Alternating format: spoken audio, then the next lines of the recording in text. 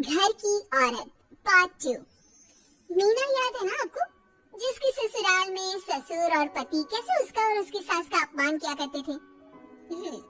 वैसे तो मीना को नौकरी की इजाजत मिल गई थी, लेकिन मीना ये क्या है? खाना अभी तक नहीं बना। कब से मैं यहाँ बैठा हूँ कि नाश्ता कर लूँ। बस 2 मिनट, वो ऑफिस की एक ईमेल करनी है। तभी ससुर जी आ जाते हैं। मैंने कहता था जिस दिन ये फीमेल ईमेल करने लगेगी घर नहीं चलने वाला। तभी सास हाथ में नाश्ते की प्लेट ले आती है। ये लो, सभी उपमा खाओ। गर्मा गर्म स्वादिष्ट उपमा देखकर वाह माँ जी, 2 मिनट में ये कमाल, क्या बात है। वो आता है ना रेडी टू ईट वाला पैकेट, वही बनाया है। स्वाद बता बहू कैसा है।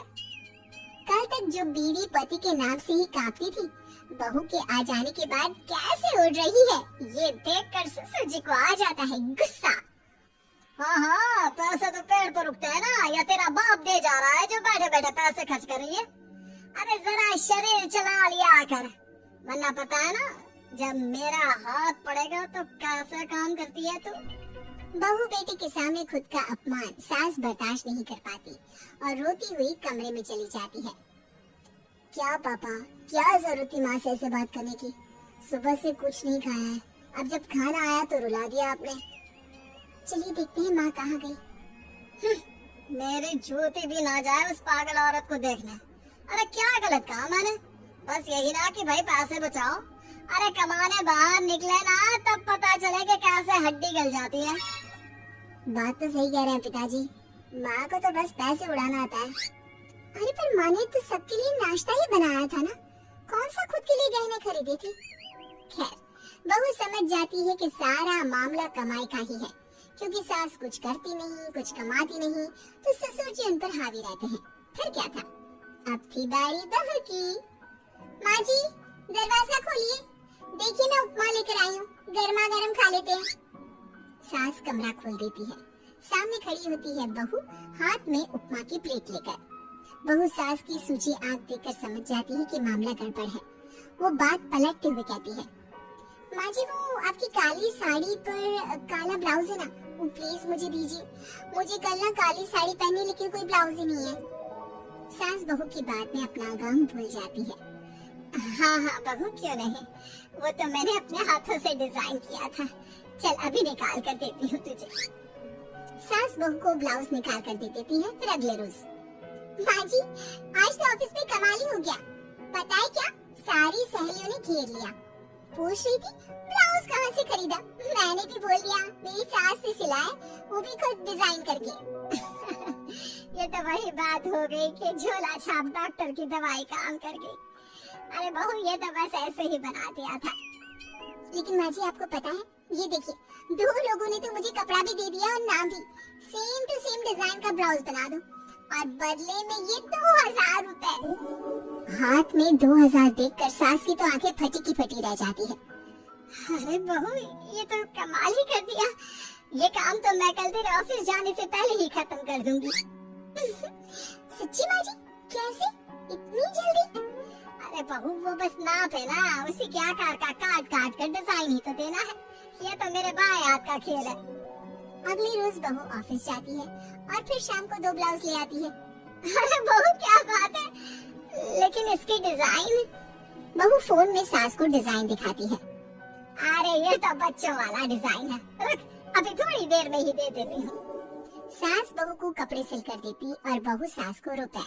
फिर एक रोज, माँ जी ये लीजिए कपड़े, लेकिन इसकी सिलाई मैंने ज्यादा ली है।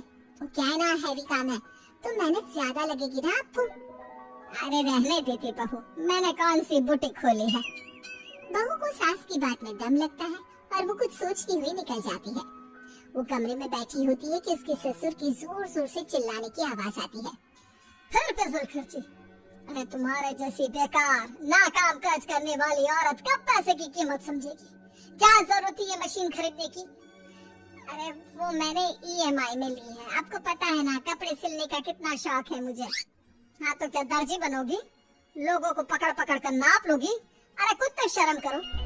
तभी बहू आ जाती है, उसके हाथ में चाबी होती है। माँ जी ये चाबी, मैंने चौराहे में आपके लिए बुटीक खोला है, पैसा लोन से लिया है तो काम करके आप चुका देना। और हाँ माँ जी, कल उद्घाटन है तो 11 बजे दुकान में पहुँच जाना। पूजा में आपको ही बैठना है। ये सुनकर ससुर जी आग बुबला हो जाते हैं। कहीं नहीं जाएगी ये, इस घर की औरतें बाहर नहीं निकलती। तू तो इंजीनियर है इसलिए तुझे इजाजत दे दी, लेकिन ये तेरी सास 4 अक्षर नहीं आते इसको। अरे रहने दे, क्यों पैसा बर्बाद करवा रही है।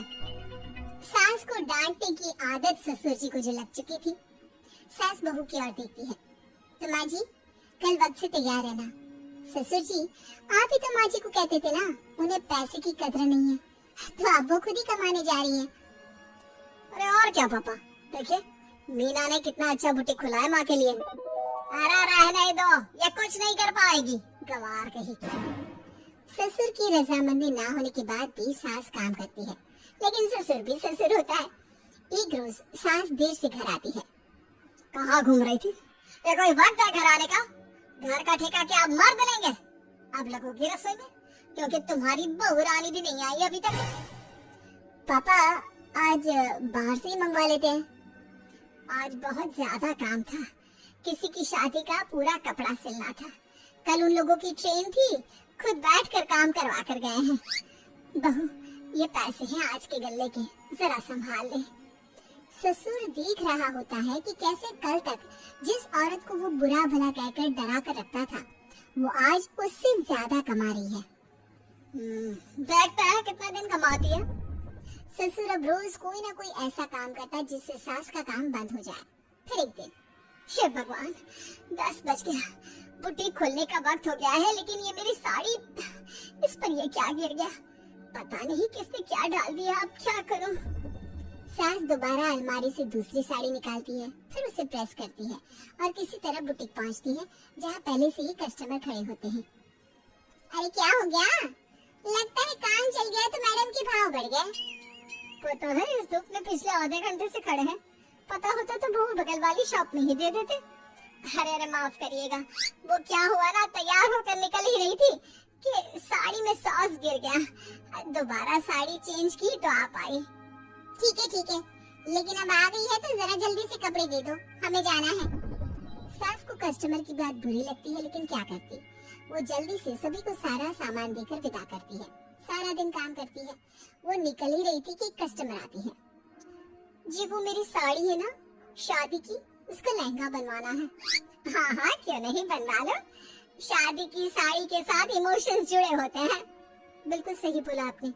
परसों मेरी शादी की सालगिरह है तो जरा बना देना। अरे नहीं, इतनी जल्दी कहाँ तैयार होता है शादी का लहंगा, कम से कम 4 दिन तो। देखिए आप 2 दिनों में जितना कमाती है ना, वो मैं आपको 1 दिन में दे दूंगी। बस मेरी ये शादी की साड़ी का लहंगा बना दीजिए। सास को भी अब पैसे की लालच आ जाती है। वो सोचती है कि वैसे भी कोई अर्जेंट काम नहीं है तो वो मैनेज कर लेगी। आप ठीक है, नाप दे दीजिए। औरत नाप देकर वहाँ से चली जाती है। सास सोचती है कि घर जाकर रात में काम करेगी। ये सोचकर वो उस औरत की शादी की साड़ी घर ले आती है। वाह, अब काम घर पर भी ले आ रही हो। हाँ लेकिन घबराइए नहीं, घर के काम में कोई असर नहीं होगा। सास घर का काम करती है, बहू के साथ खाना बनाती है, खिलाती है और फिर क्या बात है सासू माँ, बड़ी जल्दी काम कर रही है। सास बहू को सारी बात बताती है। क्यों माँ जी, इतनी भी क्या मेहनत करना। अरे बात सिर्फ पैसे की नहीं है, बल्कि उस बेचारी औरत की इमोशंस की भी थी। ये उसकी शादी की साड़ी है ना। ससुर पास खड़ा सब सुन रहा था। अब देखो, बहुत काम करने का शौक है ना, कैसे भरे बाजार तुम्हारी दुकान खुद तुम बंद करोगी। जब सास पूरी रात काम करके सुबह लेटती है, मौका देखकर ससुर कैंची से साड़ी को काट देता है। अगली सुबह, चलो कल आधा लहंगा सिला था, आज पूरा करके शाम को ही उसे उसका लहंगा सौंप दूंगी। लेकिन ये क्या, सास जैसे ही लहंगा उठाती है, लहंगा तो फटा होता है। वहीं ससुर छुप कर सास को देख रहा था। हाय रे, ये किसने किया? ससुर छुप कर हंस रहा था। बहू देख लेती है और ससुर के पास जाती है। पिताजी, आपसे ऐसी छोटी हरकत की उम्मीद नहीं थी। अब खुद ही दुकान बंद करेगी। ससुर वहाँ से चला जाता है। सास भी वहाँ आ जाती है। वो समझ जाती है कि उसके पति ने ही साड़ी पर कैंची चलाई है। लेकिन फिर शाम को, जी वो मेरा लहंगा तैयार हो गया? हाँ जी, मैं तो कहती हूँ कि आप एक बार लहंगा पहन कर भी देख लें। औरत लहंगा पहन कर आती है और खूब खुश हो जाती है। अरे ये लहंगा है ना अंकल जी कमाल का, आंटी जी ने बनाया है, बिल्कुल लेटेस्ट डिजाइन। औरत सास को ढेर सारे पैसे देकर चली जाती है। लेकिन मैंने तो ये औरतों का फैशन है, कहीं से सिल दो या कहीं से काट दो, फैशन ही होता है। चलिए शाम का खाना मेरी तरफ से, आज आपका जन्मदिन है ना, रिटर्न गिफ्ट तो बनता ही है।